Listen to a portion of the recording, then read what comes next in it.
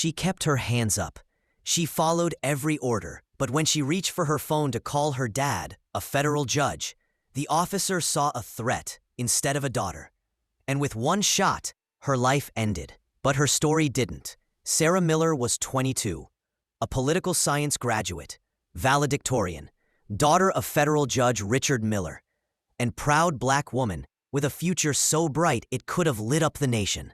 That future ended on a roadside in Harmony Creek, North Carolina. Sarah had been driving home after visiting friends. It was late, quiet. Her emerald green Honda rolled along a suburban road, one she knew by heart. Music played low. She was smiling. Behind her, Officer Jake Tanner activated his patrol lights. Sarah pulled over, calmly. She remembered her father's words, "Be polite, hands on the wheel, no sudden moves." Tanner had a reputation, rough, especially with black drivers. He approached with aggression, accused her of swerving, asked for license and registration. Sarah nodded, nervous, reached for her bag. "Hands where I can see them," he shouted. She froze. "I was just, get out of the car." Sarah obeyed, stood under the headlights, shaking. "I need to call my dad," she whispered. She reached into her coat pocket. Tanner drew his gun. One shot rang out. Sarah collapsed. Her phone slipped from her hand. Not a weapon, just a phone. Tanner's face paled. He called for help, but it was too late.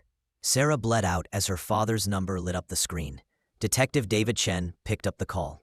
"This is Judge Richard Miller. I'm looking for my daughter." A moment later, Chen replied, "Sir, she's gone."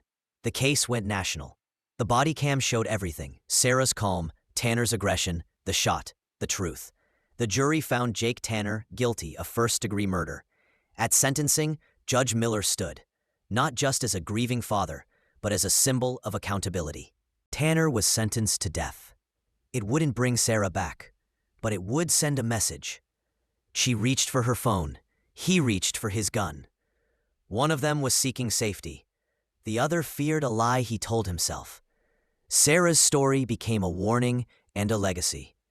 If Sarah's story moved you, drop "Justice for Sarah" in the comments.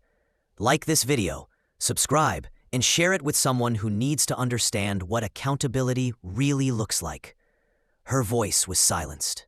Let's make sure her truth never is.